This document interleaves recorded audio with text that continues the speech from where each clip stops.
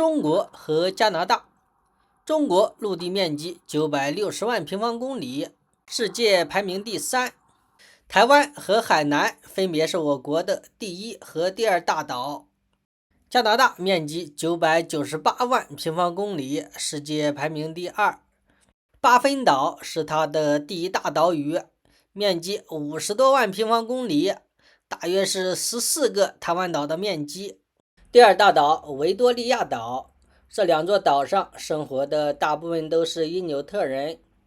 说来这还是从我们亚洲迁徙过去的黄种人啊。现在我们看两国的平原面积对比。中国平原面积115万平方公里，约占陆地总面积的12%。加拿大平原面积500万平方公里，直接占了总面积的1半。不过加拿大的平原略显中看不中用，因为大部分平原都无法进行农作物耕种，只适合树木生长。那为什么会这样呢？因为这片土地被封印了。你听说过大名鼎鼎的加拿大地盾吗？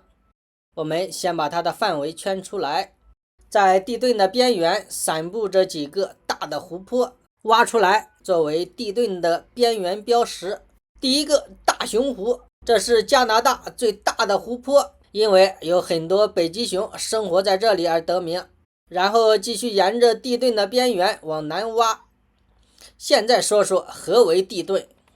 简单说就是本应该深埋在地下的基底岩石，这里指前寒武纪结晶基底上隆凸起，表面很少有土壤覆盖，直接裸露出地球的远古状态。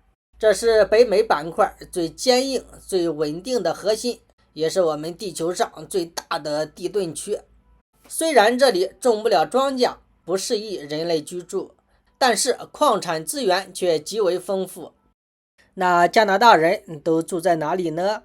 首先是地盾西部与美国接壤的地区，温哥华这里有很多我们的华人居住。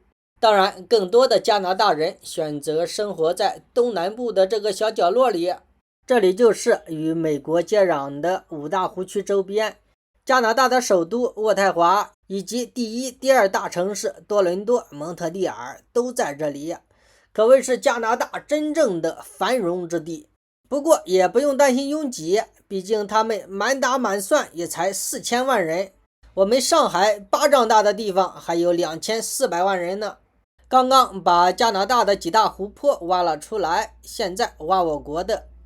第一个青海湖，我国最大的湖泊，但是它是咸水湖。我国最大的淡水湖是江西的鄱阳湖，大约是加拿大最大淡水湖的1/10。湖南洞庭湖是我国第2大淡水湖，第3大是江苏的太湖。这么一对比，就会发现我国的淡水资源还是相对匮乏的，节约用水还要继续倡导。我国的第1大河长江、母亲河黄河，那这种的河流布局还是相当有排面的。再给出加拿大的第1大河马更谢河，比我们的长江要短不少。加拿大的母亲河圣劳伦斯河，我们上期制作加拿大时也提到了，这里就不再多讲了。正可谓不比不知道，一比吓一跳。我们下期再见，拜拜。